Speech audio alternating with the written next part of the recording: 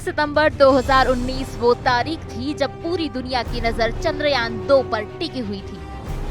लेकिन चंद्रयान 2 अपने landing phase में फेल हो गया और चांद को छूने का सपना अधूरा रह गया। अब 4 साल बाद चंद्रयान 3 चांद की सतह पर उतरकर इतिहास रचने को तैयार है। लेकिन क्या चंद्रयान 3 इसरो के साथ ही करोड़ों भारतीयों की उम्मीदों पर खरा उतर पाएगा?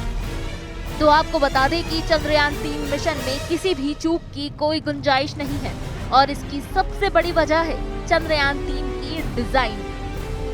चंद्रयान 3 की डिजाइन असफलताओं पर आधारित है।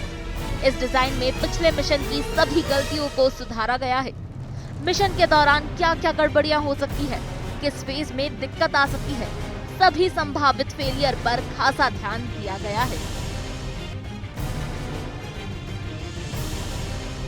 दिल्ली में इंडिया स्पेस कांग्रेस 2023 के मौके पर इसरो चीफ एस सोमनाथ ने बताया है कि चंद्रयान की सफलता के बाद चंद्रयान 2 के डिजाइन को सक्सेस बेस्ड बनाया गया था, लेकिन इसका लैंडिंग फेज फेल हो गया था।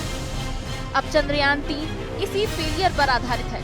चंद्रयान 3 के पास किसी भी समस्या की स्थिति में वैकल्पिक लैंडिंग साइट पर उतरने की बेहतरीन क्षमता है। इसके साथ ही कई बड़ी गलतियों को सुधारा गया है। चलिए ग्राफिक्स की मदद से समझते हैं कि चंद्रयान 2 की किन गलतियों को चंद्रयान 3 मिशन में किस तरह दूर किया गया है।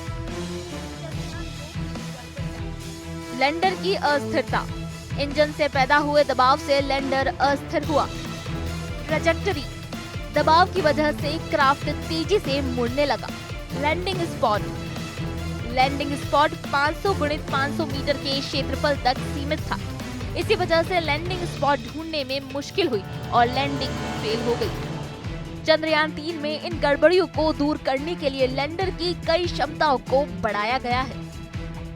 वैकल्पिक लैंडिंग साइट पर उतरने की बेहतरीन क्षमता।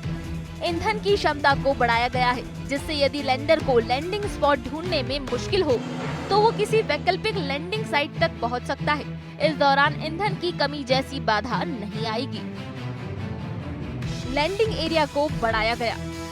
इसरो चीफ ने बताया है कि इस बार लैंडिंग साइट के लिए 500 गुणित 500 मीटर के बजाय 4.3 किलोमीटर गुणित 2.5 किलोमीटर के बड़े इलाके को टारगेट किया गया है, जिससे लैंडर को लैंडिंग स्पॉट ढूंढने में मुश्किल नहीं होगी।